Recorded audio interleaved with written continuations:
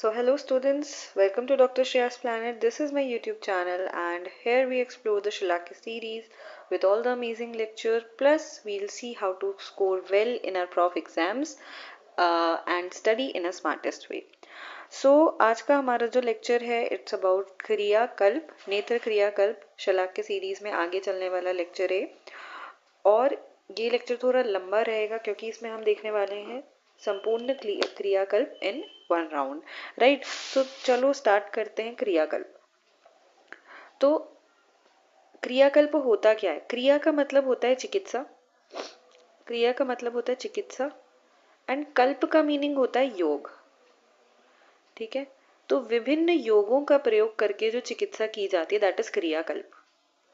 अब क्रियाकल्प क्या क्या होते हैं तो इसको याद करेंगे। तपसा, TPSAA। क्या होता है?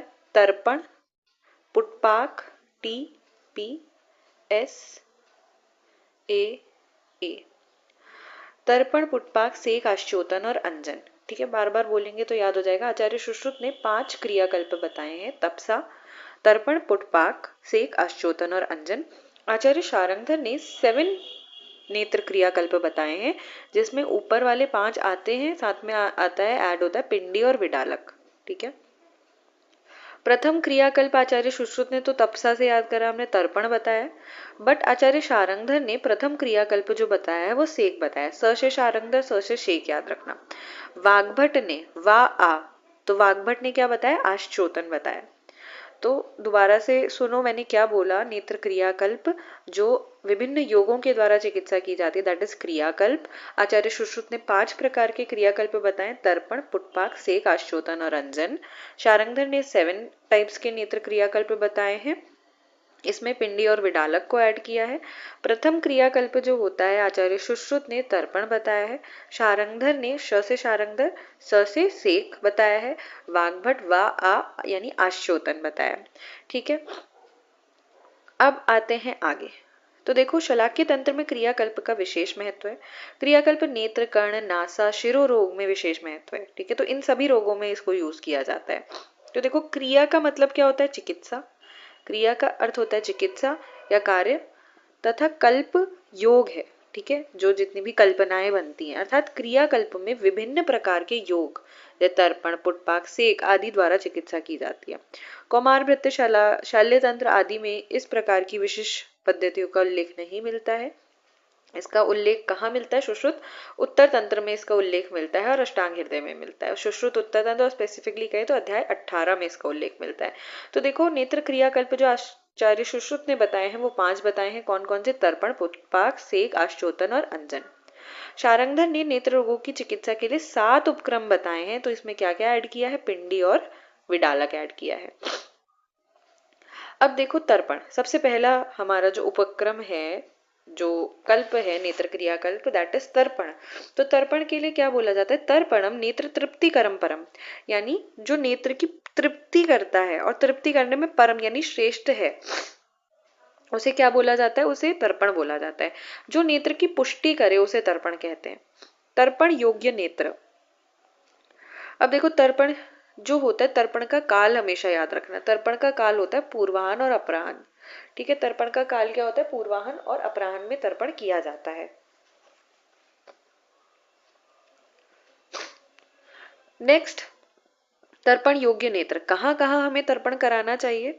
तो देखो जितने भी आंखों के सामने अंधेरा आना, आंखें स्तब्ध हो जाना, शुष्क रुक्ष हो, चोट लगने पर, नेत्र में वात पित्त जनित विकार होने पर, तो वात पित्त जनित विकार होने पर नेत्र में, नेत्र के कुटिल होने पर, ठीक है, स्क्विंट अगर हो है तो हम नेत्र तर्पण कराते हैं। पक्ष्म के बाल गिरने पर, अगर आईलैशेस फॉल कर रही हैं, नेत्र खोलने में कष्ट होता हो, सिराहर्ष, सिरा उत्पात, तिमिर रोग है, आंखों के सामने अंधेरा छाता है इसमें, अर्जुन रोग है, अभिषंद है, अधिमंत है। तो देखो ए वाले बहुत सारे, अर्जुन, अभिषंद, अधिमंत, अन्यतोवात, वात पर्याय और शुक्र रोग में, तो ये शुक्र रोग है, सवर्ण शुक्र और अवर्ण शुक्र वाला में तर्पण करना चाहिए।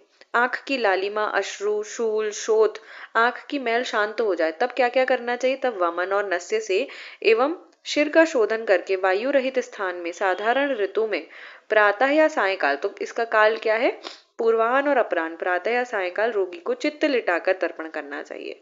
ठीक है, तो ये सारे इंडिकेशन बता दिए। अ वाले बहुत सारे, अभिषंद, अधिमंथ, अर्जुन, अन्यतो वात, वात पर्याय, दो प्रकार के शुक्र रोग, सवर्ण शुक्र, अवर्ण शुक्र, सिराहर्ष सिरा उत्पात में करना है। ठीक है, आंखों के सामने अंधेरा छा रहा है, तिमिर रोग है तो करना है, आई लैशेस फॉल कर गई हैं तो हमें तर्पण का प्रयोग करना है। राइट, अब देखते हैं आगे। तो अति शुष्क रहती हो नेत्र, रुक्ष अति कठिन पलकों वाली जिसमें बाल टूटते हो, गिरते हो, गंदी बनी रहती हो, तथा कुटिल टेढ़ी हो गई हो, स्क्विंट जिसे बोलते हैं, तथा जो रोग से अत्यंत पीड़ित हो उसे नेत्र तर्पण करने के लिए आवश्यक ही बल मिलता है। तो यहाँ पे बता दिया। अब बता रहे हैं तर्पण विधि की कैसे तर्पण करना है। तर्पण बता दिया कि कहाँ कहाँ करते हैं, इसका काल क्या है, पूर्वाह्न अपराह्न हमने देखा, और ये क्या है, तृप्ति करम परम, इसे बताया गया कि तृप्ति करने में श्रेष्ठ होता है। अब शरीर तथा सिर का ठीक प्रकार से शोधन, तो सबसे पहला स्टेप है कि शोधन कराओ। फिर खाया हुआ अन्न जीर्ण हो जाए। ठीक है, शुभ दिन पे पूर्वाहन और अपराहन, तो इसका काल हो गया। ठीक है, वायु के झोंकों से रहित स्थान पर, धूप धूलि से रहित स्थान में, वायु के झोंकों से रहित और धूप धूलि से रहित स्थान में सुखदायक शैया पर चित्त लेटा दे। तब नेत्र कोशों पर उड़द के गीले आटे से गोल समान दृढ़ तथा किसी प्रकार में बाधा नहीं पहुंचाने वाली पाली बनाए। तो ये हमारे नेत्र हो गए। इसके चारों ओर क्या बनाना है, उड़द के आटे की पाली ऐसे बनानी है। ठीक है, और उस पाली में, और वो पाली का माप क्या होती है, 2 अंगुल, 2 अंगुल की उसकी माप होती है, 2 अंगुल की ऊंचाई होती है। ठीक है, उस पाली में गर्म पानी में द्रवित घृतमंड, तो हमें घृतमंड कैसे लेना है, हमें घृत कैसे लेना है, हमें पहले पानी गर्म करना है, उसमें उसको कटोरी को रखना है जिससे वो घी पिघल जाए, हमें डायरेक्ट हीट नहीं देनी है घी को। ठीक है, नेत्र पक्ष मार्ग तक भरें, और कब तक भरना है, जब तक जो नेत्र है उसका पक्ष्म अग्र, मानी जो आई लैशेस का अग्र भाग है वो डूब ना जाए, तब तक हमें उसको भरते रहना है। तो सबसे पहले क्या किया, शोधन कराया, सिर का शोधन। काल क्या था, पूर्वाहन अपराहन काल था। ठीक है, और इसमें हमने क्या किया, माश यानी उड़द की दाल का आटा लिया, उससे हमने एक आलवाल जिसे बोला जाता है वो बनाया। ठीक है, गोल समान दृढ़, 2 अंगुल ऊंचा, और उसमें हमने क्या करा, जो जल, उष्ण जल में द्रवित घृत मंड को हमने नेत्र पक्ष्माग्र तक भर दिया। अब इस पुरुष में, अब देखो, अब ये यहाँ पर बता रहा है कि कितने टाइम तक हमें वो धारण कराना है घृत। तो देखो, स्वस्थ मनुष्य में 500 मात्रा तक, मात्रा बोला जाता है एक पलक झपकने में जितना समय लगता है उसे मात्रा बोलते हैं, या फिर ऐसा बोला जाता है कि हाथ को घुटने के चारों ओर घुमाने में जितना समय लगता है, या आंख को बंद करके खोलने में जितना समय लगता है, उतने को मात्रा कहते हैं। ये लगभग 1 सेकंड के बराबर होती है। तो स्वस्थ पुरुष में 500 मात्रा तक, कफज में 600 मात्रा तक, पित्तज में 800 मात्रा तक, और वातज में 1000 मात्रा तक हमें तर्पण का प्रयोग करना है। ठीक है, तो ये मात्रा इंपॉर्टेंट है इसमें। स्वस्थ में 500, कफज में 600, पित्तज में 800, वातज में 1000 मात्रा। ऐसे ही जब हमने नेत्र के भाग पढ़े थे तो हमने पढ़ा था वर्तम, संधि, शुक्ल, कृष्ण, दृष्टि। तो इनमें विकार भी होते हैं। तो वर्तमगत रोगों में 100 मात्रा तक, 100 मात्रा, संधिगत रोगों में 300, शुक्लगत रोगों में 500, कृष्णगत रोगों में 700, दृष्टिगत रोग में 800 या 1000 वाक मात्रा तक तर्पण रखा जाता है। ठीक है, तर्पण धारण करना है। तो वर्तमगत, तो इसको भी लाइन से हम याद कर सकते हैं। वर्तम सबसे बाहर की जो आई लैशेज आती है, वर्तम आता है। फिर वर्तम संधि आती है, संधि के बाद व्हाइट वाला पोर्शन शुक्ल भाग आता है, व्हाइट वाले पोर्शन के बाद कृष्ण भाग, ब्लैक वाला पोर्शन आता है, और कृष्ण के अंदर होती है दृष्टि। तो ऐसे करके हम लाइन से याद करेंगे, और ऑड नंबर में जाना है 1, 3, 5, 7, और लास्ट में 8 और 10 आ जाएगा। ठीक है, यानी 100 मात्रा, 300 मात्रा, 500 मात्रा, 700 मात्रा, 800 और 1000 मात्रा। तो ये हमने देख लिया मात्रा अकॉर्डिंग टू दोष, और स्वस्थ पुरुष में भी देख लिया हमने, और अकॉर्डिंग टू रोग भी देख लिया मात्रा। तो अधिष्ठान के अनुसार भी मात्रा हम देख चुके हैं, ये वाली चीज। तो ये वाली चीज हमने देख ली। ठीक है, अब तर्पण हो गया, उसके बाद क्या करना है। तो स्नेह के कारण बढ़े हुए कफ को, अब स्नेह यूज किया, उसके कारण क्या हुआ, कफ बढ़ गया। तो इसके लिए गर्म की हुई जौ की पीठी के उपटन से अथवा धूमपान से, तो एक हम उपटन कर सकते हैं, एक दूसरा धूमपान कर सकते हैं पश्चात कर्म में, तर्पण के पश्चात। अब तर्पण मर्यादा आती है। तर्पण मर्यादा मीन्स कब तक, कितने दिन तक हमें करना है। तो देखो तर्पण क्रिया को 1 दिन, 3 दिन, 5 दिन तक करना चाहिए। तो वातज रोगों में 1 दिन करते हैं, पित्तज रोगों में 3 दिन करते हैं और कफज रोगों में 5 दिन तक करा जाता है। वातज रोगों में प्रतिदिन, पित्तज रोगों में 1 दिन छोड़कर, कफज रोगों में स्वस्थ व्यक्ति में 2 दिन छोड़कर तर्पण करें। ठीक है, कफज और स्वस्थ में 2-2 दिन छोड़कर। तो वातज में प्रतिदिन कर सकते हैं, पित्तज में 1 दिन छोड़कर, कफज और स्वस्थ में 2 दिन छोड़कर करना है। क्योंकि ऑलरेडी उससे कफ बढ़ रहा है तो हम 2-2 दिन छोड़ के करेंगे, और वात में तो सही है, वात का शमन हो जाएगा तो प्रतिदिन दे सकते हैं। फिर आता है सम्यक तर्पित के लक्षण। तो सम्यक तर्पित के लक्षण क्या क्या होते हैं, तो देखो प्रकाश की सहिष्णुता, की लाइट को इजीली सहन कर पाएगा। स्वस्थता, निर्मलता, आंख में हल्कापन होना सम्यक तृप्ति के लक्षण है। तो सम्यक प्रकार से अगर आंख का तर्पण होता है तो नेत्रों में लघुता आती है, हल्कापन आएगा, निर्मलता आएगी, स्वच्छता हो जाएगी, और साथ ही साथ क्या होगा, लाइट सेंसिटिविटी ठीक हो जाएगी। ठीक है, फोटोफोबिया ऐसी चीजें नहीं रहेंगी। अब आते हैं और आचार्य सुश्रुत ने क्या बताया सम्यक तर्पित के लक्षण। तो देखो सुख स्वप्न अवबोधत्वम वैषद्यम वर्ण पाटवम निर्वृत्ति व्याधि विध्वंस क्रिया लाघव मेवच। तो इसको ऐसे याद करो, सुखी वैद्य,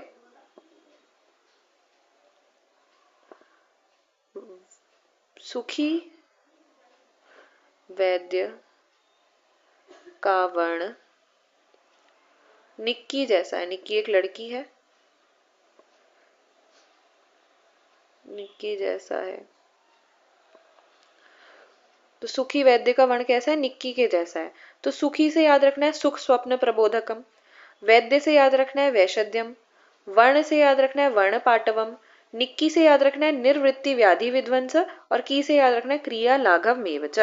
तो सुख स्वप्न प्रबोधकम यानी निद्रा अच्छे से आती है, वैषद्यम यानी जो विशदता यानी क्लीनलीनेस हो जाती है आईज में, वर्ण पाटवम यानी जो भी वर्ण होते हैं उनको उसको स्पष्ट दिखाई देते हैं, निर्वृत्ति व्याधि विध्वंस यानी जो व्याधि होती है वो ठीक हो जाती है, और क्रिया लाघव मेवच, और नेत्रों में क्या होती है, सामान्य क्रिया करने लग जाता है नेत्र, और लघुता आती है। ठीक है, तो अब हिंदी पढ़ लेते हैं। उचित प्रकार से तर्पण करने पर तृप्ति के लक्षण इस प्रकार होते हैं। रोगी को सुख स्वप्न प्रबोधकम, सुख पूर्वक नींद आती है। ठीक है, वैषद्यम और नेत्र में निर्मलता रहती है। श्वेत आदि वर्ण, वर्ण पाटवम श्वेत आदि वर्ण को स्पष्ट देखता है। निर्वृत्ति व्याधि विध्वंस, रोग का नाश हो जाता है। तथा नेत्र की सामान्य क्रिया जैसे निमेश उन्मेष बहुत सरलता से होता है। क्रिया लाघव में, ठीक है, क्रिया सरलता से होती है। अब आते हैं अति तर्पित के लक्षण। अगर तर्पण ज्यादा हो गया तो क्या होगा, तो अति तर्पित की लक्षण मेन इसमें आता है कंडू युक्त, कि अगर अति तर्पण हो जाए तो क्या होता है, मेन लक्षण कंडू होता है। ऐसे ही आता है अभी हम आगे पढ़ेंगे कि पुटपाक, अगर पुटपाक का अतियोग हो जाए तो मेन क्या लक्षण आता है, तो तिमिर होता है। ठीक है, ये 2 लक्षण बहुत इंपॉर्टेंट है, याद रखना है कि अगर अति तर्पण हो गया तो कंडू होगा, अति पुटपाक हो गया तो क्या होगा, तिमिर हो जाएगा। इसके साथ साथ गुरुता, अविलता, गंदा होना, तो जितने सम्यक के थे उसके ऑपोजिट, अति स्निग्ध, अश्रु अधिक आना, नेत्र दोष से व्याप्त होते हैं, ये सारे लक्षण दिखेंगे। हीन में रुक्षता, अविलता, अधिक आंसुओं का स्रवित होना, तथा प्रकाश से किसी वस्तु को देखने में असमर्थ। तो उसमें हमने क्या पढ़ा था कि प्रकाश सहिष्णुता हो जाएगी, ठीक है, सम्यक लक्षण में, बट यहाँ पे क्या प्रकाश को समर्थ सहने में समर्थ नहीं है। रोग की वृद्धि होती है। हीन तर्पित अति तर्पित की चिकित्सा कैसे करेंगे, तो इसमें हमें क्या करना है, दोष की बहुलता देखकर हमें चिकित्सा करनी है, और चिकित्सा में धूम, नस्य अंजन और स्निग्ध सेक का हम प्रयोग कर सकते हैं।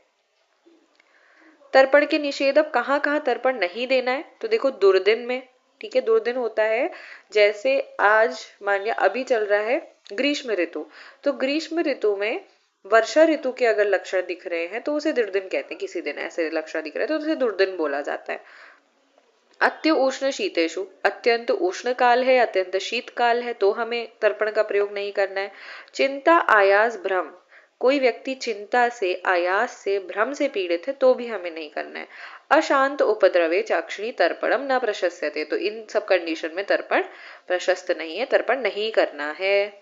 अब आते हैं पुटपाक। ठीक है, तर्पण हमारा हो गया। तर्पण में हमने क्या क्या देखा, एक क्विक रिवीजन कर लेते हैं।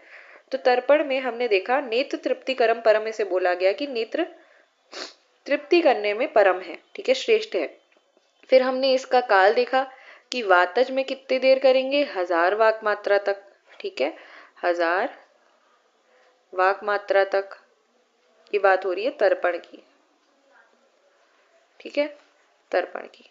तो 1000 वाक मात्रा तक, पित्तज में 800 वाक मात्रा तक, कफज में 600 वाक मात्रा तक, और स्वस्थ मनुष्य में कितना था, 500 वाक मात्रा तक। ऐसे ही हमने देखा वर्तमगत रोग में 100 वाक मात्रा, फिर आता है संधिगत रोग में 300 वाक मात्रा, शुक्लगत रोग में 500 वाक मात्रा, कृष्णगत रोग में 700 वाक मात्रा, और लास्ट में आया था दृष्टिगत रोग। तो दृष्टिगत रोग में था 800 या 1000 वाक मात्रा, राइट। तो हमने इस तरीके से देखा कि कितने समय तक, कितनी मात्रा तक हमें जो स्नेह है उसको धारण कराना है।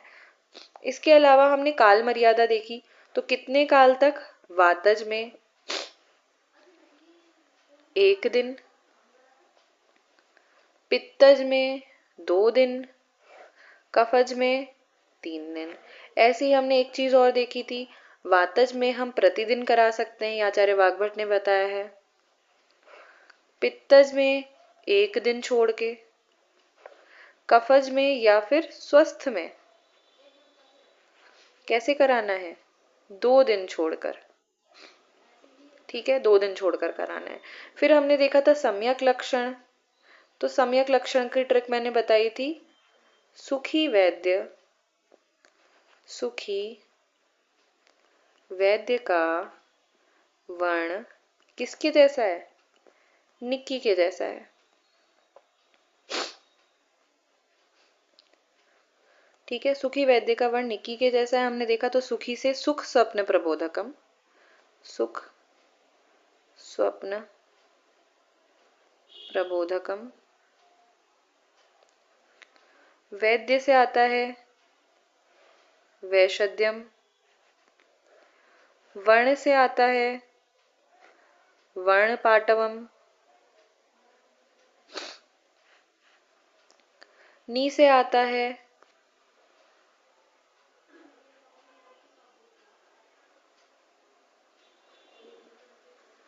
एक सेकेंड रुकना,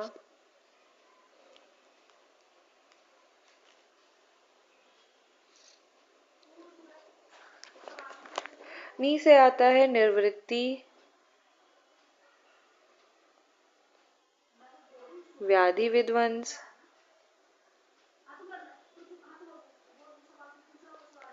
की से आता है क्रिया स्वक्षी लाघव, क्रिया लाघव, ठीक है। तो ये चीज हमने देख ली थी कि सम्यक योग में क्या क्या चीज लक्षण आएंगे, और हमने इसके साथ साथ देखा था कि अगर तर्पण का अति योग हो जाए तो एक लक्षण मुख्य आता है जिसे बोलते हैं हम कंडू, ठीक है, कंडू हो जाता है। तो ये चीज हमने देख ली थी। इतनी चीजें आई होप कि आप लोगों को क्लियर होंगी तर्पण के बारे में। नेक्स्ट हमें देखना है पुटपाक। तो देखो पुटपाक में क्या बताया है कि जिन अवस्थाओं में तर्पण किया जाता है उन्हीं नेत्र रोगों में पुटपाक का निर्देश है। तो तर्पण हमने कहाँ कहाँ देखा था, अभिषंद, अधिमंथ, ठीक है, अर्जुन रोग में, तिमिर रोग में, श्रवण शुक्र अवरण शुक्र में, आंखों के सामने अंधेरा छा जा रहा है, अक्षी गोलक कुटिल हो जा रहे हैं, ये सब में देखा था हमने, है ना। तो ये सारे इसके भी क्या है, इंडिकेशंस है पुटपाक के। जिन रोगों में नस्य देना वर्जित है तथा तर्पण के अयोग्य अवस्थाओं में पुटपाक भी वर्जित है। तो पुटपाक की अयोग्य अवस्था हमने क्या देखा था, दुर्दिन में, अत्यंत उष्ण, अत्यंत शीतकाल में, ये सारी चीजें देखी थी, है ना। तो इन जगहों पर क्या करना है, हमें नहीं यूज करना है तर्पण। नेत्र की दोष में शांति हो जाने पर पुटपाक का प्रयोग करना है। तो देखो हम बोलते हैं ना टेंशन, टेंशन, तो इसे याद करो कि तर्पण और नस्य, ठीक है, तर्पण और नस्य और स्नेहपान, इन तीनों में जो वर्जित है, जो क्रियाएं वर्जित है वो पुटपाक, मतलब जो क्रियाएं, जो रोग इन तीनों क्रियाओं में वर्जित हैं वो पुटपाक में भी वर्जित होंगे, ठीक है। तो तर्पण, नस्य और स्नेहन, इन तीनों में, यहाँ पे स्नेहन नहीं दे रखा है लेकिन स्नेहन भी होता है, ठीक है। फिर आते हैं आगे, पुटपाक के भेद। तो उसको पढ़ने से पहले ये देखो यहाँ पे लिखा है पुटपाक के अतियोग से क्या होता है, तिमिर होता है। सुश्रुत ने कनीनक प्रदेश से पुटपाक डालने के लिए कहा है और शारंगधर ने दृष्टि मध्य में डालने के लिए कहा है। तो मैंने बहुत बार बता रखा है, ये हमारी आईज है, ठीक है। तो ये इनर कैंथस जो होता है, ये वाला पोर्शन, ये कहलाता है कनीनक, और आउटर कैंथस जहां पे हम कजरा निकालते हैं, दिस इज अपांग संधि। तो यहाँ पर कनीनक पे डालने को कहा है आचार्य सुश्रुत ने, और दृष्टि मध्य में यानी यहाँ पे सेंटर में डालने के लिए कहा है आचार्य शारंगधर ने, ठीक है।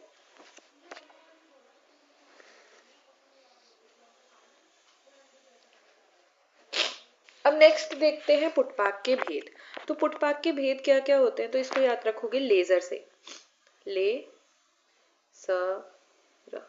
तो लेखन, स्नेहन और रोपण, तीन प्रकार का होता है, लेखन, स्नेहन और रोपण प्रकार का पुटपाक होता है।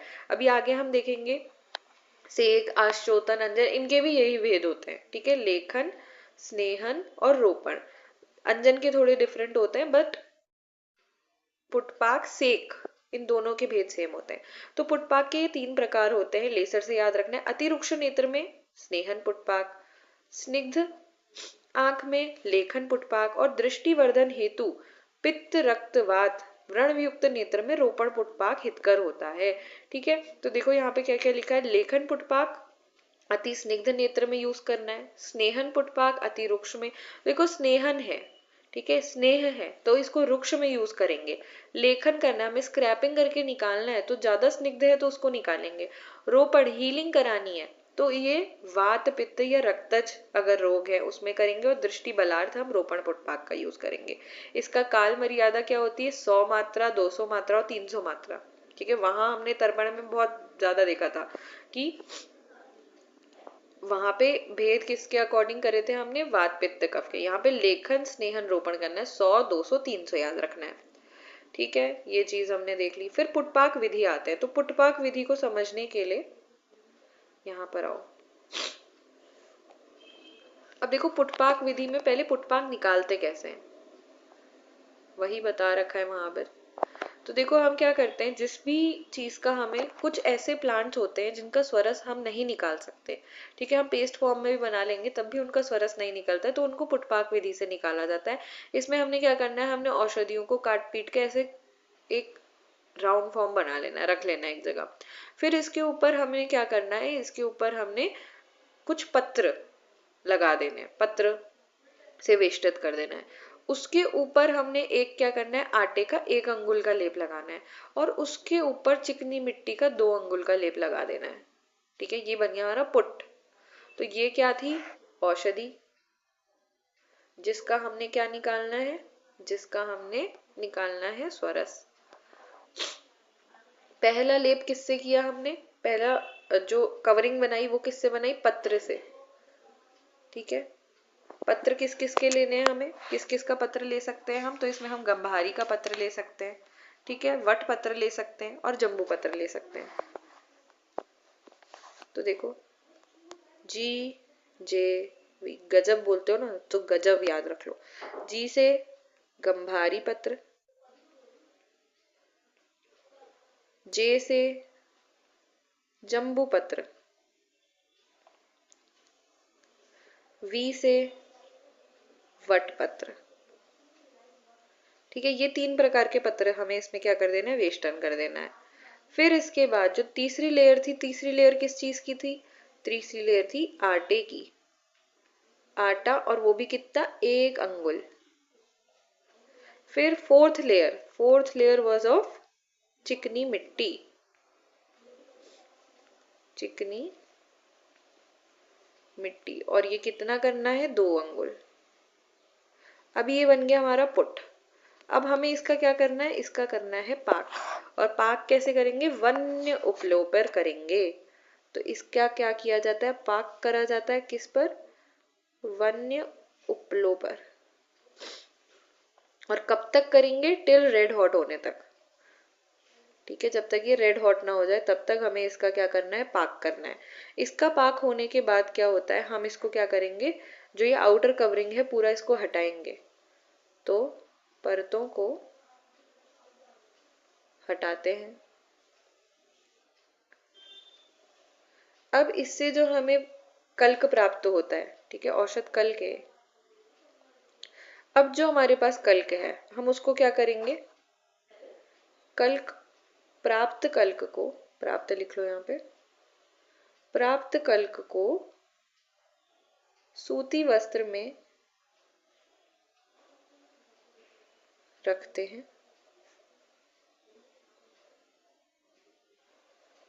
हैं, और फिर इसको जब निचोड़ा जाता है तब इसमें से स्वरस निकल जाता है।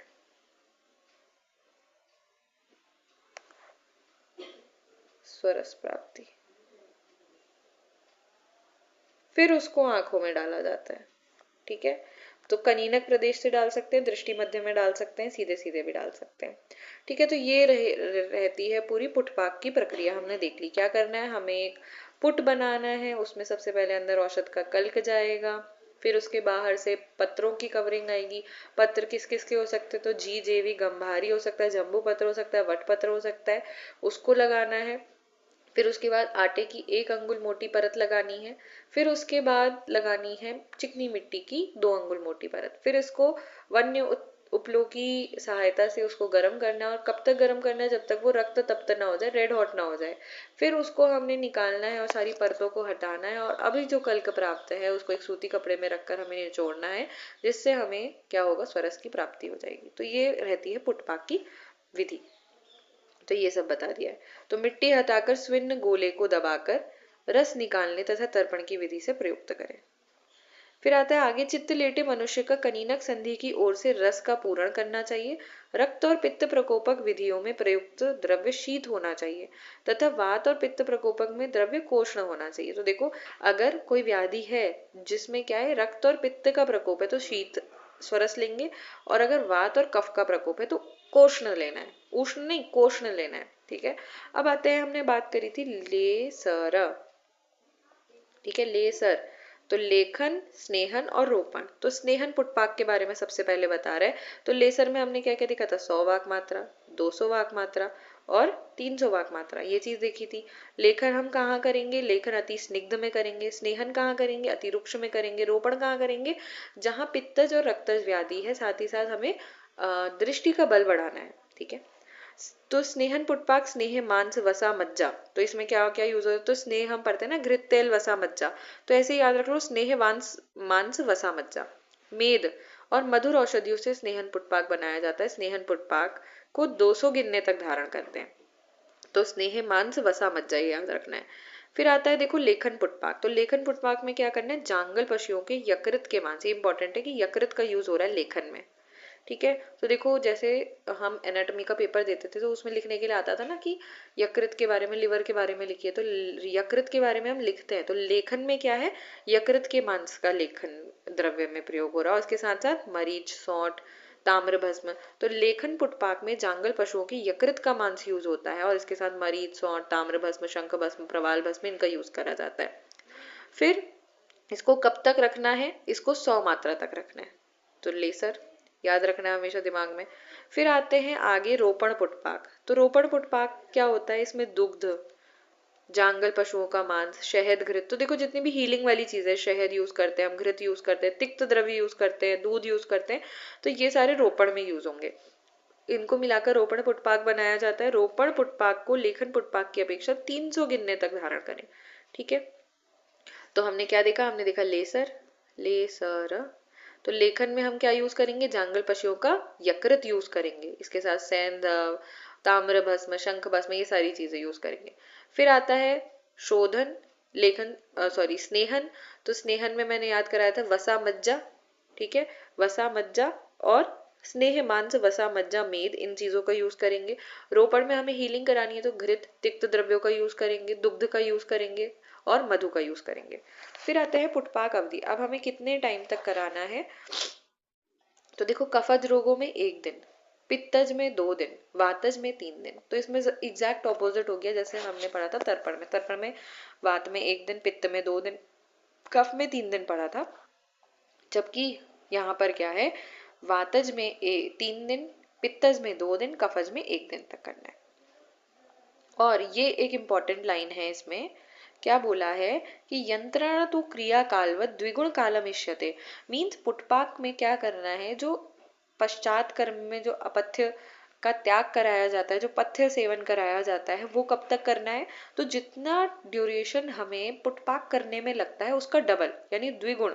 ठीक है, तो देखो पुटपाक में यंत्रणा, पथ्य सेवन काल चिकित्सा काल से दोगुना। तो जितने टाइम में हमने पुटपाक कराया, मान लिया 3 दिन कराया, तो हमें पथ्य का सेवन कब तक कराना है, 6 डेज तक हमें पथ्य का सेवन कराना है, ये चीज याद रखनी है। अब पथ्य क्या है, परिहार्य, देखो क्या क्या त्यागना है। तो पुटपाक के बाद नेत्र को प्रकाशमान वस्तुएं, तेज वायु के झोंके, आकाश, कांच और चमकीले पदार्थों को नहीं देखना चाहिए, ये सबको नहीं देखना है। सम्यक पुटपाक लक्षण, तो देखो वहां पर हमने देखा था सम्यक तर्पण के लक्षण क्या था, सुखी वैद्य का वर्ण किसके जैसा दिखता है, निक्की के जैसा दिखता है। ठीक है, तो वो चीज हमने याद करी थी। एक सेकेंड, हाँ, तो वो चीज हमने याद करी थी। और उसमें क्या था, प्रकाश सहिष्णुता हमने देखा था। अब यहाँ पे पुटपाक अगर सम्यक हुआ तो क्या होगा, प्रसन्न वर्णम विशदम वाता तपसहम लघु। तो प्रसन्न वर्णम यानी आंखों का वर्ण साफ, मैल रहित विशद हो जाएगा। बात और आतप सहने वाली आंख हल्की हो जाती है, सुखपूर्वक निद्रा का आना, समय अनुसार जागृत होना सम्यक पुटपाक के लक्षण है। तो याद रखना प्रसन्नता की पोटली, तो पुटपाक पोटली ऐसे याद रखना। तो पुटपाक में क्या आएगा, प्रसन्नता से शुरू होगा, प्रसन्न वर्णम विशदम, तो वर्ण साफ हो जाएगा, ये चीज याद रखनी। अब देखो जो मैं इतनी देर से बोल रही थी कि अगर तर्पण का अतियोग होगा तो कंडू, पुटपाक का अतियोग होगा तो तिमिर रोग हो जाएगा। तो देखो पुटपाक का अतियोग होने पर आंखों में पीड़ा, शोथ पीड़िकाओं का होना, आंखों के सामने अंधकार यानी तिमिर रोग हो जाना लक्षण पैदा होते हैं। पुटपाक के हीन योग पर आंखों में पाक, अश्रु होना, हर्षण और अन्य उपद्रव उपस्थित होते हैं। अब अगर ये अतियोग हो गया है तो इसकी चिकित्सा क्या करना है, वो आगे बताएंगे। अभी यहाँ पर देखो तर्पण और पुटपाक के आदि और अंत में, तो यहाँ पे एक लाइन बता दी कि स्टार्टिंग में और लास्ट में क्या करना है, गर्म पानी का स्वेद कराना है। तो उष्ण अम्बुचैलिके यानी स्टार्टिंग और एंड में दोनों में ही पुटपाक से पहले उष्ण अम्बु और पुटपाक के बाद उष्ण अम्बु का यूज करना है, और बाद में वृद्ध कफ को धूमपान के द्वारा निर्हरण कर देना। वहां भी देखा था अगर कफ के कारण आंखों में कफ के वृद्धि हो जाती है तो हमें क्या करना है, धूमपान का प्रयोग करना है पश्चात कर्म के रूप में। तो इस तरीके से हमने पूरा देख लिया पुटपाक। तो पुटपाक में हमने क्या क्या देखा, पुटपाक कैसे बनाते हैं ये विधि के बारे में हमने चर्चा करी। फिर वातज पित्तज कफज के हिसाब से वातज सॉरी यहाँ पे था लेखन लेसर, लेखन स्नेहन और रोपण के हिसाब से यहाँ पे पुटपाक यूज हो रहा था। तो लेखन हम क्या कब तक करते हैं, 100 वाक मात्रा, स्नेहन 200 वाक मात्रा, रोपण 300 वाक मात्रा तक किया जाता है। लेखन जो होता है ये कहाँ करेंगे, ये अति स्निग्ध नेत्र में करेंगे, अति स्निग्ध में, राइट। स्नेहन कहाँ करेंगे, स्नेहन हम करेंगे अति रुक्ष में। ऐसे ही रोपण हम कहाँ करेंगे, रोपण किया जाता है दृष्टि बल वृद्धि, दृष्टि बल को बढ़ाने के लिए, और साथ साथ किसमें किया जाता है, अगर अगर पित्तज या रक्तज व्याधि है। ठीक है, सॉरी ये सही करो, अगर वातज या पित्तज व्याधि है तो हमें क्या करना है, रोपण यूज करना है। ठीक है, तो लेखन स्नेहन रोपण हमने देख लिया। ऐसे ही हमने वात पित्त कफ के अकॉर्डिंग देखा था, तो वात में 3 दिन तक, पित्त में 2 दिन तक और कफ में 1 दिन तक क्या किया जाता है, पुटपाक यूज किया जाता है। तो ये चीज हमने देख ली। फिर इसके बाद हमने देखा था कि इसकी जो अवधि हमने देख ली। फिर इसमें परिहार काल था। ठीक है, परिहार काल मीन्स कितने टाइम तक हमें प्रिकॉशंस मेंटेन करके चलने हैं। परिहार काल तो जितना चिकित्सा में समय लगा है उसका 2 गुना। ठीक है, 2 टाइम्स हमें क्या करना है, जैसे मान लिया 3 दिन तक चिकित्सा चली है तो 6 दिन तक हमें परिहार रखना है, 6 दिन तक हमें पथ्य का पालन करना है। फिर हमने इसके सम्यक योग देखे थे, तो सम्यक योग में मैंने याद करा था प्रसन्नता की पोटली, तो प्रसन्न वर्ण। ठीक है, तो प्रसन्नता आएगी आंखों में, तो प्रसन्न वर्ण देखा था हमने, प्रसन्न वर्ण। और अगर इसका अति योग हो जाएगा, अति योग में मैंने बताया था कि तिमिर इसमें इंपॉर्टेंट है। और स्टार्टिंग में और लास्ट में हमेशा पुटपाक के क्या यूज करना है, उष्ण अंबु का प्रयोग करना है। और उष्ण अंबु के साथ एक चीज हमने और पढ़ी कि इसमें पश्चात कर्म के रूप में हमें धूमपान का सेवन कराना है। तो इस तरीके से हमने पुटपाक भी क्या करा, कंप्लीट कर लिया। नेक्स्ट आता है हमारा सेक। ठीक है, सेक या परिषेक इसे बोला जाता है। तो सभी प्रकार के नेत्र रोगों में रोगी की आंख बंद कराकर 4 अंगुल से द्रव औषधि की सूक्ष्म धारा गिराने को क्या कहा जाता है, सेक कहा जाता है, सेक कहते हैं। ठीक है, कहां से गिरा रहे हैं, 4 अंगुल दूरी से गिरा रहे हैं तो इसे सेक कहते हैं। फिर और आंखें बंद कराकर कराना इंपॉर्टेंट है। अभी हम आश्रोतन पढ़ेंगे, वो कब से कराते हैं, वो 2 अंगुल दूरी से और आंखें खोल कर कराया जाता है, तो ये इंपॉर्टेंट है। अभी इसके भेद ऊपर ही देख लो यहीं पे। तो इसके भेद क्या होते हैं, लेसर, लेखन, स्नेहन और रोपण। ठीक है, फिर लेखन, अब देखो उसके जस्ट डबल है यहाँ पे। वहां पे हमने क्या देखा था, पुटपाक में 100, 200, 300, यहाँ पे 200, 400 और 600, एग्जैक्ट डबल हो गया। फिर देखो KVR, कवर याद रखना। ठीक है, कफ, वात और रक्त। तो लेखन कफज रोगों में, स्नेहन वातज रोगों में, रोपण रक्त और पित्तज रोगों में। फिर याद रखना पैम कि लेखन अंजन, लेखन सेक कब देते हैं हम, पूर्वाहन में, स्नेहन अपराहन में, रोपण मध्याह्न में। और देखो क्या लिखा है, सेक प्रायः दिन में करें। आत्यायिक रोगों में सेक कभी भी किया जा सकता है, लेकिन प्रायः कब करना है, दिन में करना है। पुटपाक की भांति सेक के भी 3 भेद होते हैं, स्नेहन, लेखन, रोपण, ये हमने देख लिया। वातज रोगों में स्नेहन, रक्तज पित्तज रोगों में रोपण, ये सब हम देख चुके हैं। फिर देखो आता है सेक की मात्रा। सेक का धारण काल पुटपाक से 2 गुना होता है, ये हमने देख लिया, लेसर 200, 400 और 600। परंतु सेक के धारण काल में शारंगधर का मतभेद है।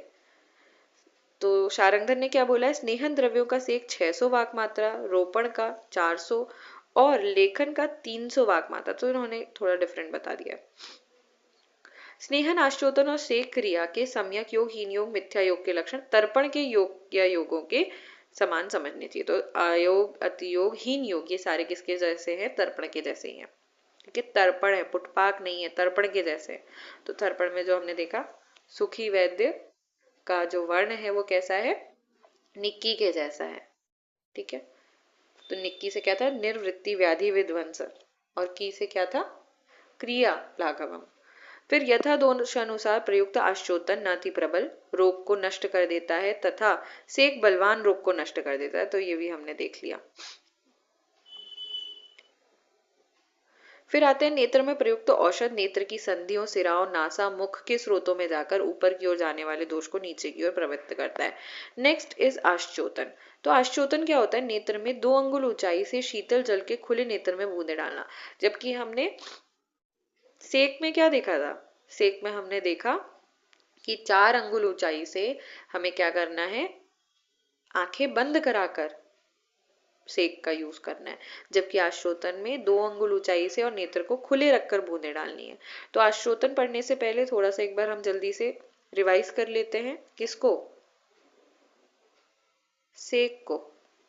सेक या परिषेक इसे बोला जाता है। तो नेत्र सेक में हमने देखा था लेसर, लेखन, स्नेहन और रोपण। इसमें मैंने क्या क्या याद कराया? पहले तो मात्रा दुगनी है, 200 वाक मात्रा, 400 वाक मात्रा, 600 वाक मात्रा। ठीक है, मात्रा हमने देख ली कि धारण काल कितना होना चाहिए। फिर मैंने याद कराया था कवर, KVRP। ठीक है, तो कफज रोगों में लेखन, वातज में स्नेहन, रक्तज पित्तज में रोपण करा जाता है। फिर कवर के साथ मैंने याद करा था पैम। तो काल क्या होता है? पूर्वाहन, अपराहन और मध्याह्न। ठीक है, ये चीज हमने देख ली सेक के बारे में।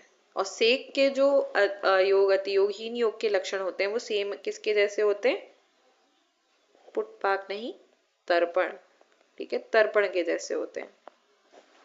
और इसमें क्या करते हैं? इसमें 4 अंगुल ऊंचाई से नेत्र को बंद कराकर, नेत्र बंद कराकर क्या करना है? सेक का प्रयोग करना है। तो ये चीज हमने सेक के बारे में देख ली। अब सेक में एक चीज और हमेशा याद रखनी है कि सेक जैसे हमने देखा था पुटपाक, पुटपाक में वातज में 3 दिन, पित्तज में 2 दिन, कफज में 1 दिन, वैसे ही यहाँ भी वात पित्त कफ का कॉन्सेप्ट चलता है। वातज में 3 दिन, पित्तज में 2 दिन और कफज में 1 दिन तक सेक का प्रयोग किया जाता है। अब आते हैं आश्चोतन। तो ये मैंने बता दिया कि 2 अंगुल ऊंचाई से नेत्र को खोलकर इसमें बूंदे डालते हैं। सभी नेत्र में आश्चोतन पहली चिकित्सा उपक्रम है। शारंगधर ने रात्रि में आश्चोतन का प्रयोग ना करें ऐसा बताया है। ठीक है, आश्चोतन 2 अंगुल, आश्चोतन मीन्स आई ड्रॉप्स बेसिकली। तो 2 अंगुल ऊंचाई से आंखें खोलकर यानी उन्मिलित अक्षी ये यूज किया जाता है। सेक 4 अंगुल ऊंचाई से आईज क्लोज्ड करा के किया जाता है। तो आंख के सभी रोगों में प्रथम आश्चोतन करना हितकारी है। इससे पीड़ा, आंख में चुभन, कंडू, रगड़, आंसू आना, दाह, ये सब क्या होता है? शांत हो जाता है। अब आश्चोतन की विधि क्या है? तो देखो, रोगी को निर्वात स्थान में बिठाकर तत्पश्चात बाएं हाथ की से रोगी की आंखों को खोलना है। तो लेफ्ट हैंड से हमें आंखें खोलनी है। दाहिने हाथ से पकड़ी शुक्ति से, फोहे से, आजकल तो ड्रॉपर्स आ गए, आई ड्रॉप्स आती हैं, तो कनीनक पर 10 या 12 बिंदु को 2 अंगुल ऊंचाई से औषध द्रव टपका दे। तो 10 या 12 बिंदु। बाद में कोमल वस्त्र खंड से पोंछ दे। कफ वात जनित रोगों में कोष्ण जल से भिगोए वस्त्र से मृदु स्वेदन करते हैं। ठीक है, फिर आते हैं तो देखो बाद में क्या करना है? कफ और वातजन्य रोग है तो उसमें मृदु स्वेद भी देना है। फिर सुश्रुत ने आश्चोतन के भेद बताए हैं, लेसर, लेखन, स्नेहन और रोपण। तो देखो, पुटपाक, आश्चोतन, सेक, ठीक है, इन सब के भेद क्या है? लेसर है।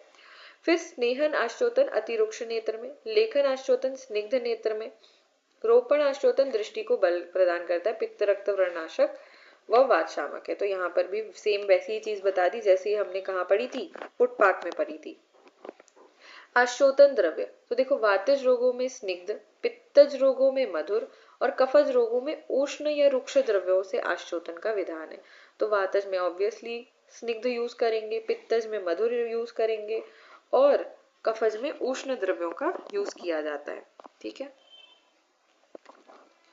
फिर देखो,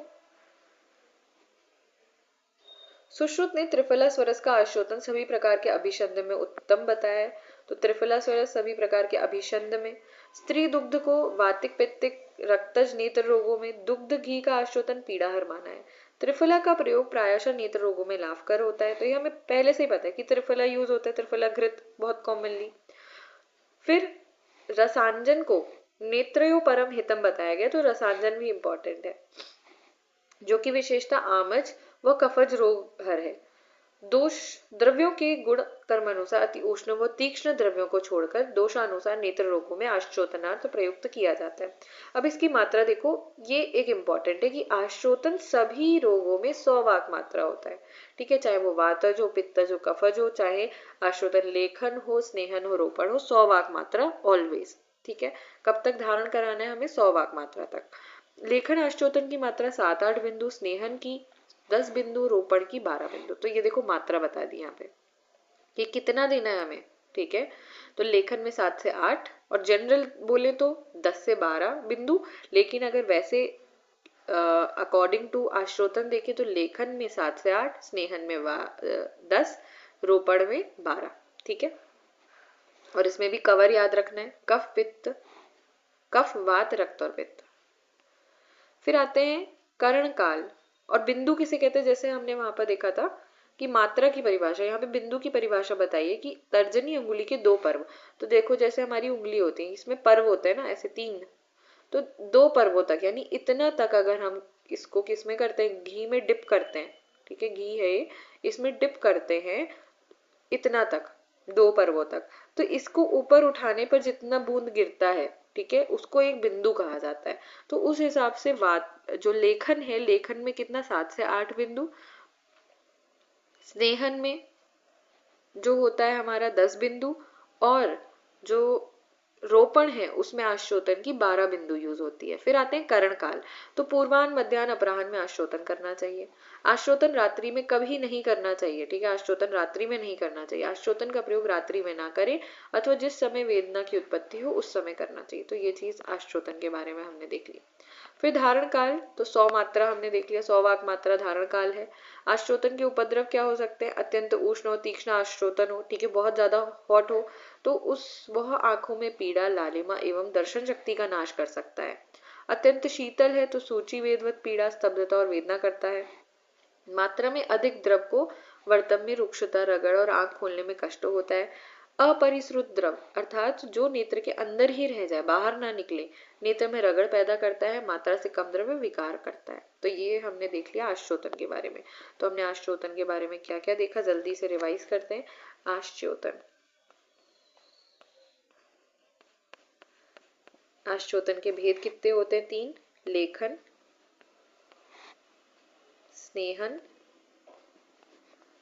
रोपण। ठीक है, लेखन कितना यूज करा जाता है, 7 से 8 बिंदु। फिर स्नेहन यूज किया जाता है 10 बिंदु, और रोपण यूज किया जाता है 12 बिंदु। ठीक है, फिर इसकी जो धारण काल होता है, ठीक है, धारण काल वो कितना होता है, 100 वाक मात्रा होता है सब में। ठीक है, फिर ऐसे ही हमने देखा कि इसका धारण काल देख लिया। फिर ये कहाँ यूज होता है, तो कवर याद रखना है, कफ, वात और रक्तज या पित्तज विकारों में इसका यूज किया जाता है। और कब दे सकते हैं, पूर्वाह्न मध्याह्न अपराह्न में कभी भी दे सकते हैं, लेकिन रात्रि में कभी नहीं देना है। ठीक है, रात्रि में इसका कॉन्ट्रा इंडिकेशन किया गया है, और जिस समय वेदना उत्पन्न हो उस समय इसका यूज करना है, ऐसा बताया है। ठीक है, इसी के साथ साथ जो द्रव्य था, द्रव्य हमने देखे दोषानुसार, वातज, पित्तज, कफज। तो वातज में कैसे द्रव्य यूज करने हैं, स्निग्ध द्रव्यों का आश्चोतन देना है। पित्तज में कैसे देने हैं, मधुर शीत, राइट। और कफज में कैसे यूज करने हैं, उष्ण रुक्ष।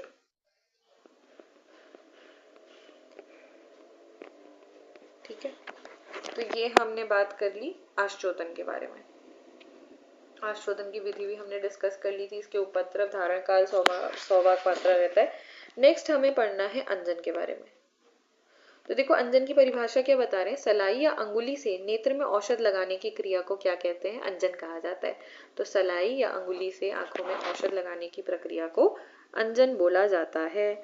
अंजन की व्युत्पत्ति क्या होती है, अनक्ति अनियनिति अंजन, यानी जिसके द्वारा लेप किया जाता है, अनक्ति मतलब लेप किया जाता है, वो भी कहाँ, आई के इनर एस्पेक्ट पे, ठीक है, on the inner aspect of lower I, lower palpebral बोला जा सकता है, जिसे लोअर कंजक्टिवा, जिसके द्वारा लेप किया जाता है उसे अंजन कहते हैं। ठीक है, अनक्ति अनियनिति अंजनम। अब परिभाषा, तो जिन पदार्थों को आंख में लगाया जाता है, किसकी सहायता से, आइदर उंगली की सहायता से या फिर शलाका की सहायता से, तो उसे अंजन बोला जाता है।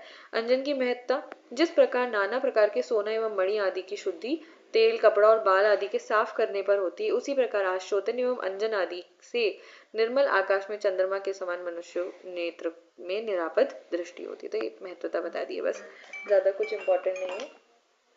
फिर आते हैं आगे, देखो यहाँ पे अंजन के बारे में बताया, सौवीरंजनम नित्यम हितमक्षणोस्ततो भजे।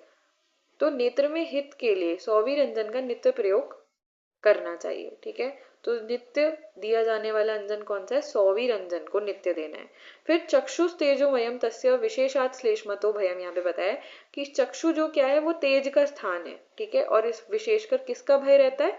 श्लेष्मा का इसको भय रहता है। ठीक है, चक्षुष तेजोमयम तस्य विशेषात श्लेष्मतो भयम, चक्षु क्या है? तेज का स्थान है, विशेष करके इसको श्लेष्मा का भय रहता है। योजयेत सप्तरात्रि अस्मात् श्रावणार्थम रसांजनम, और जो सौवीरंजन है उसका नित्य प्रयोग बताया है, जबकि जो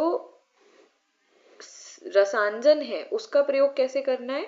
सप्तरात्रि। ठीक है, 7 दिन तक हमें क्या करना है?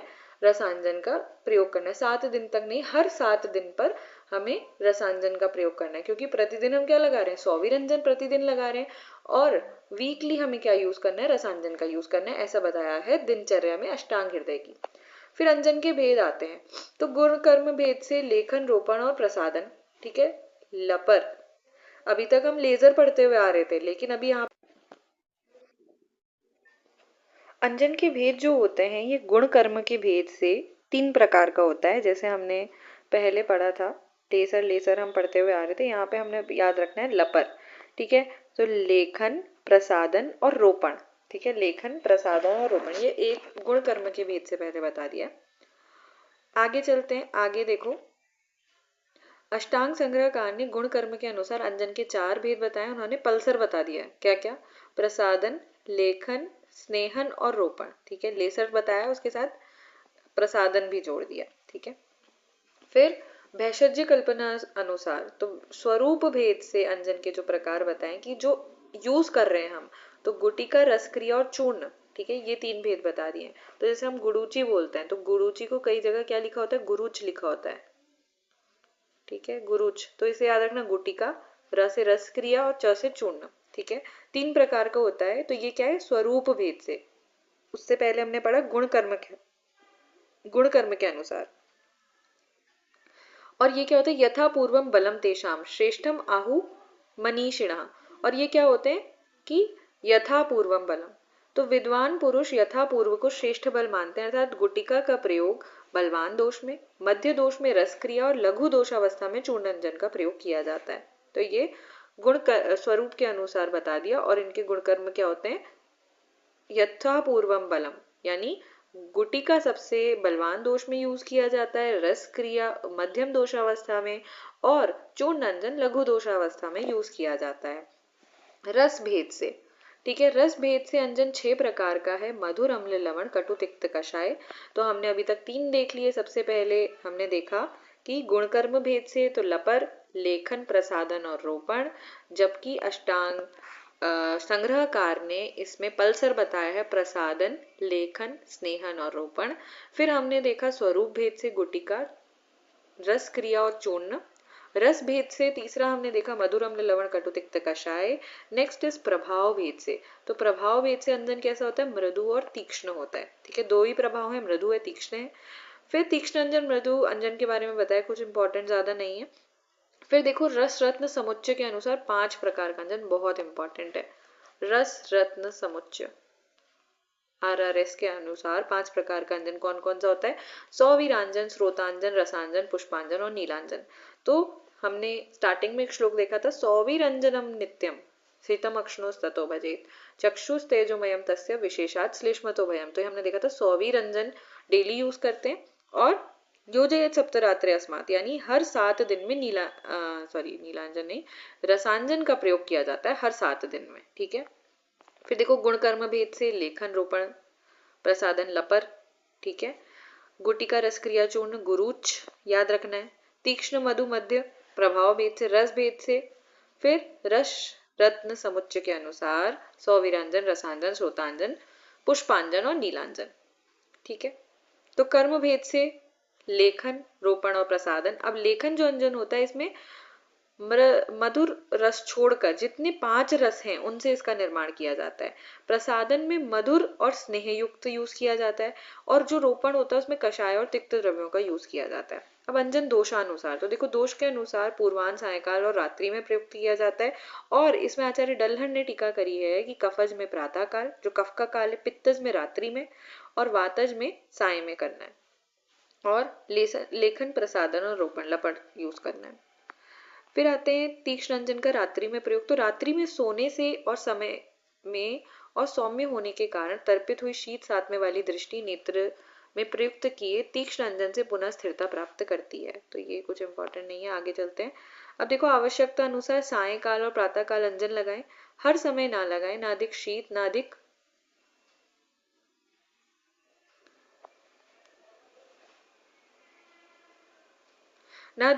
अधिक उष्ण काल में हवा ना चलती हो, बादल ना हो, तब अंजन लगाना प्रशस्त है। और क्या बताया है, अंजन निषेध, कहाँ अंजन नहीं लगाना चाहिए? तो देखो, डरे हुए में, वमन किए में, विरेचन किए में, भोजन करने पर, वेग उपस्थित होने पर, क्रुद्ध एवं ज्वर युक्त होने पर, चमकते रूप देखने से क्लांत दृष्टि, सिर में वेदना, शोक, रात्रि जागरण, तो ये सारी चीजें अगर हैं तो हमें अंजन का यूज नहीं करना। अब आते हैं अंजन की मात्रा। तो ये अंजन की मात्रा यहाँ पर पढ़ने से अच्छा इसको याद करते हैं इस टेबल से। तो देखो, इस टेबल से भी अच्छा एक टेबल मैंने यहाँ पर बनाई है, उसको पढ़ते हैं। तो देखो, भेदानुसार अंजन मात्रा, लेखन प्रसाधन और रोपण, ठीक है। लपर हमने याद किया, लेखन प्रसाधन रोपण। तो जो लेखन होता है वो तीक्ष्ण होता है, प्रसाधन मध्य होता है, रोपण मृदु होता है। अभी इसमें जो हमने देखा था स्वरूप भेद से, तो गुटिका रसक्रिया चूर्ण, अब इनकी मात्रा कैसे होती है? तो देखो, लेखन में 1 हरेणु, हरेणु होता है मटर, 1.5 हरेणु और 2 हरेणु, ये ही सही है।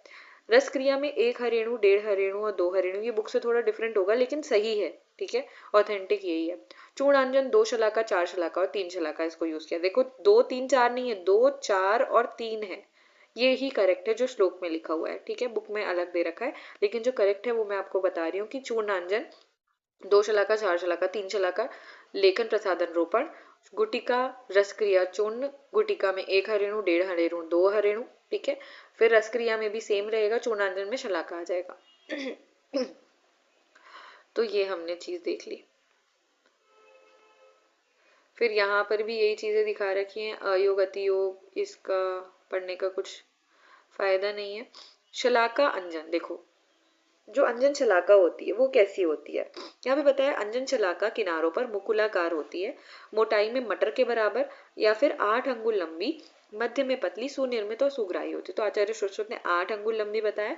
वक्त्रयो मुकुलाकारा कलाय परिमंडला, ठीक है, मुकुल आकार होती है और कलाय परिमंडल यानी जो उसकी मोटाई होती है वो कलाय के बराबर है, मटर के बराबर होती है। अष्टांगुला 8 अंगुल लंबी होती है। तनु मध्या, मध्य में पतली होती है। सुकृता साधु निर्ग्रह, ठीक है, सुकृत होती है और सुग्राही होती है। और सुश्रुत ने 8 अंगुल बताई, वहीं वाग्भट ने 10 अंगुल इसकी लंबाई बताई है। अब आते हैं अंजन पात्र, ये भी इंपॉर्टेंट है। तो अंजन पात्र क्या होता है? जिसमें अंजन को रखा जाता है। तो ये हर जो रस है उसके अकॉर्डिंग होता है, ठीक है। तो इसको याद करने के लिए याद करेंगे ट्रिक। सोना चांदी में, सोना चांदी में लिखा है, में वैदुर्य का लोटा, ठीक है, सोना चांदी में वैदुर्य का लोटा। तो सोना से याद रखेंगे स्वर्ण, तो मधुर में स्वर्ण आ गया, अम्ल में चांदी यानी रजत आ गया, लवण, लवण में आ गया मेष श्रृंग, ठीक है, ये लिखा देखो मेष श्रृंग। फिर वैदुर्य, तो मधुर अम्ल लवण, कटु, कटु में यूज होगा, कटु में वैदुर्य यूज होता है, ठीक है। तिक्त, तिक्त में क्या यूज होगा? कांस्य, कांस्य यूज होगा। लोटा से लोह याद रखना है, कषाय में लोह यूज होगा। और एक लास्ट याद रखना है कि शीतांजन को नल आदि से बने पात्र में रखा जाता है। तो ये हमने देख लिया। फिर पूर्व कर्म बता रखा है कि कैसे अंजन का यूज करना है अमावस्था नष्ट होने पर, ये सब हम जानते हैं। सिरावेद वमन संशोधन किए हुए मनुष्य को अंजन का प्रयोग कराते हैं, ये सब हमें पता है चीजें, ठीक है। कैसे करना है? तो दाएं हाथ से, बाएं हाथ से, ये सब हमें पता है कि बाएं हाथ से आंख को खोलना है, फिर कनीनक से अपांग, अपांग से कनीनक, ऐसे करके लगाना है। अब देखो, वर्तम पर अंजन लगाना हो तो अंगुली द्वारा लगाना चाहिए, तो ये एक इंपॉर्टेंट लाइन है। वैसे तो हमें शलाका का यूज करना है, लेकिन अगर वर्तम पर लगाना है तो हमें उसके लिए अंगुली का यूज करना है। पश्चात कर्म, धीरे धीरे नेत्र को खोलते हुए भीतर, बिना भीतर घुमाए, ठीक है, अंदर की तरफ नहीं घुमाना और धीरे धीरे आंख को खोलना है। तो ये सारा हमने अंजन के बारे में देखा, ये कुछ ज़्यादा इंपॉर्टेंट नहीं है। अब देखो यहाँ पर प्रत्यंजन के बारे में बताया, इंपॉर्टेंट है। अंजन जब पूर्ण रूप से बनाया जाता है वो प्रसादन के लिए तीक्ष्ण अंजन से संतर्प नेत्र में प्रयुक्त किया जाता है, उसे प्रत्यंजन कहते हैं। ठीक है, तो अंजन को जब हम चूर्ण रूप में बनाते हैं या फिर प्रसादन के लिए तीक्ष्ण अंजन से संतृप्त नेत्र में प्रयुक्त किया जाता है, तो जो अंजन चूर्ण रूप में है और तीक्ष्ण अंजन से पहले नेत्र में तीक्ष्ण अंजन लगा रखा है, उसके बाद हम जो प्रयुक्त करें दैट इज प्रत्य अंजन। तो देखो क्या बोल रहे हैं, दोष निकल जाने पर, आंसू के बंद हो जाने पर तथा नेत्र से ठीक देखता हो तब नेत्र को पानी से अच्छी प्रकार प्रक्षालित कर वातादि दोषों के अनुसार प्रत्यंजन करना चाहिए। ठीक है, तो इसे अंजन के बाद जो हम लगा रहे हैं दैट इज प्रत्यंजन। अब आते हैं विडालक। तो पिंडी और विडालक शारंगधर ने बताया था, ये हम देखते हैं। इससे पहले हमने जो अभी चर्चा करी उसको हम लिख लेते हैं अंजन के बारे में। अंजन के बारे में हमने क्या क्या देखा, तो अंजन क्या होता है, अनक्ति अनिनिति अंजनम, ये हमने इसकी डेफिनेशन पढ़ी। तो जो सलाई या अंगुली से नेत्रों में औषध लगाई जाती है उसे हम अंजन कहते हैं, जिसके द्वारा लेप किया जाता है उसे अंजन कहते हैं। ठीक है, जिन पदार्थों को आंख में लगाया जाता है उन्हें अंजन कहते हैं। फिर हमने देखा था कि सौवीर अंजन हम नित्य प्रयोग कर सकते हैं, रसांजन वीक में एक बार यूज करना है, ये चीज हमने देख ली थी। फिर इसके बाद हमने देखा भेद। तो भेद में क्या क्या था, लपर, लेखन, प्रसादन और रोपण। ठीक है, लपर तो ये गुण कर्म के अनुसार, ठीक है, गुण कर्म के अनुसार लपर आ गया। फिर उसके बाद आते हैं स्वरूप के अनुसार या कल्पना के अनुसार। स्वरूप के अनुसार गुरुच याद रखना था, गुटिका, रस क्रिया और चूर्ण। ठीक है, ये तीन चीजें याद कर ली। फिर रस के अनुसार मधुर, अम्ल, लवण, कटु, तिक्त, कषाय। प्रयोग भेद से मृदु तीक्ष्ण, प्रयोग भेद से मृदु अंजन, मध्य कर लो साथ में ऐड, और तीक्ष्ण। ठीक है, ये हमने देखा था। फिर इसके साथ हमने प्रयोग भेद के बाद देखा था RRS, रत्न रस रत्न समुच्चय ने क्या क्या बताया है, सौवीरांजन जिसे डेली यूज करते हैं, सौवीरांजन, श्रोतांजन, नीलांजन, पुष्पांजन और रसांजन। ठीक है, ये हमने देख लिया था कि जो क्लासिफिकेशन है अंजन का वो ऐसे किया गया है। ठीक है, इसके बाद हमने देखा कि जो अंजन है उसकी मात्रा, ठीक है, शलाका के अनुसार उसकी जो मात्रा होती है वो कैसे कैसे हम डिसाइड करेंगे। तो देखो यहाँ पे पहले लिख देना है लिप्रो, लेखन, प्रसादन और रोपण।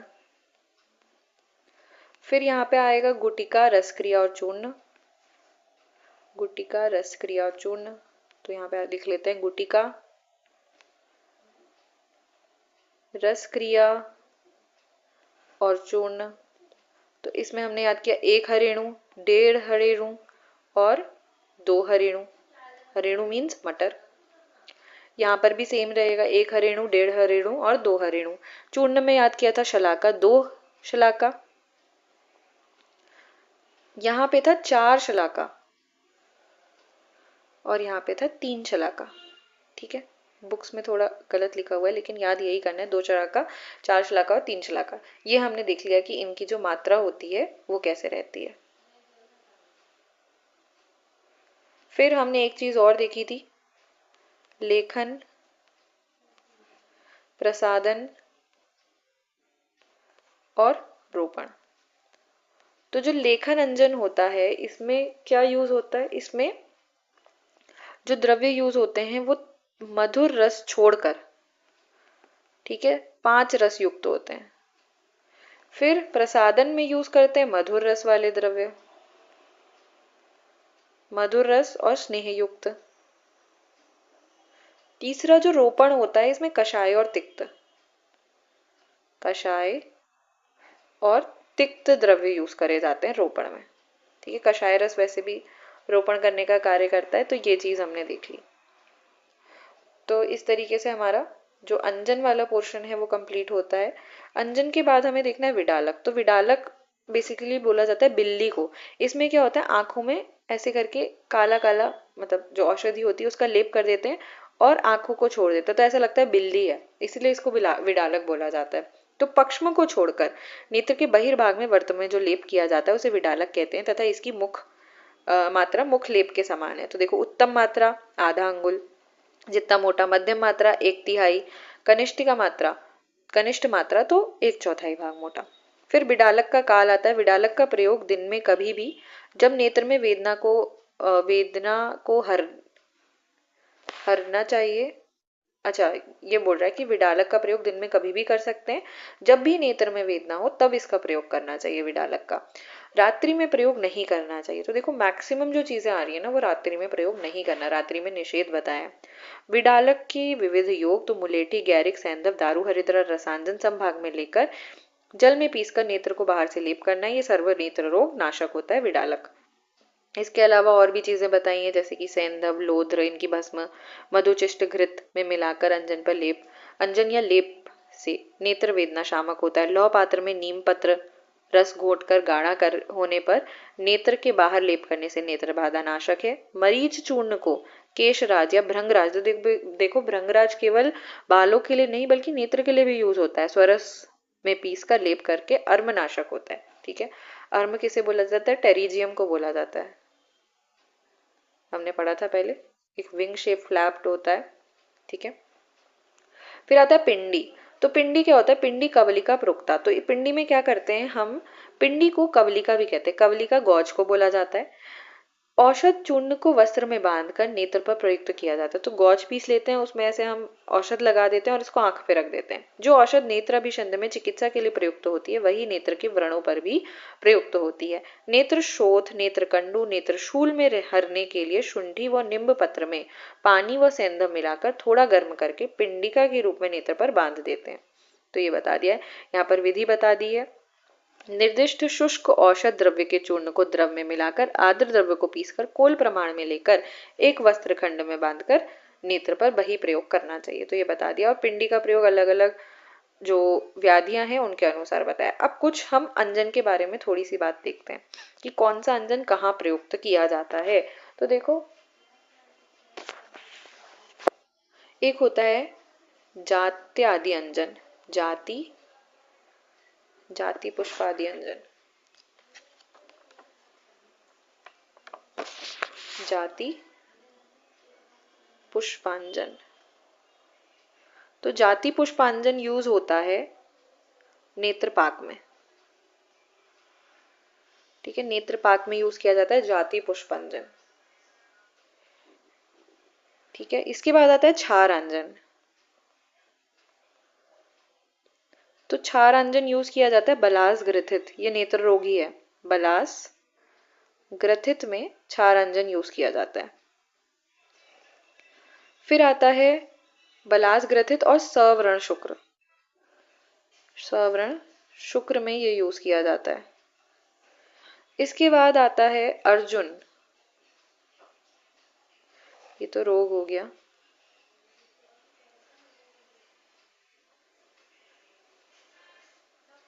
लेख्यांजन, लेख्यांजन यूज किया जाता है अर्जुन और अव्रण शुक्र में।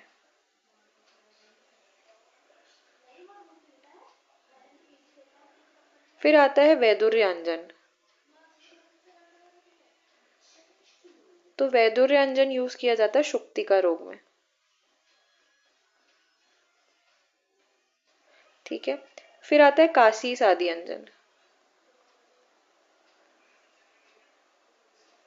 तो काशीश आदि अंजन यूज किया जाता है पूयालस में।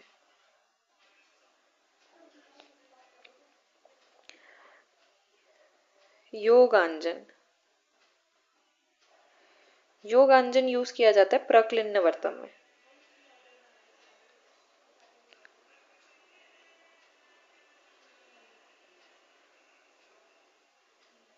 ठीक है, तो अगर नेत्र अंजन के बारे में लिखने के लिए आता है तो ये चीजें भी आप ऐड कर सकते हैं।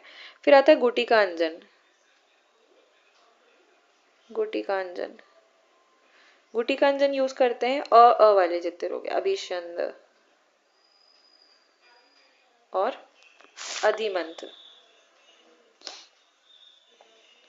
और कहीं आपको मिलता है तो ऐड कर सकते हो। ठीक है, फिर आता है चूर्णांजन।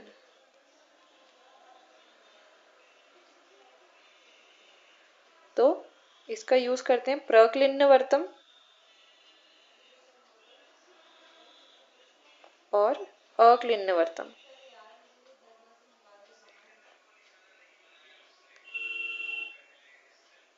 ठीक है, फिर आता है दीपशिखांजन। दीपशिखा जन, इसको यूज किया जाता है अंजन नामिका।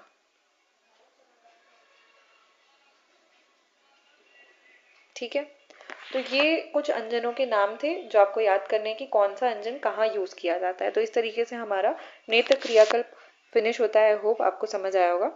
और अगर आपको ये लेक्चर्स पसंद आ रहे हैं तो आप इस चैनल को सब्सक्राइब कर सकते हैं।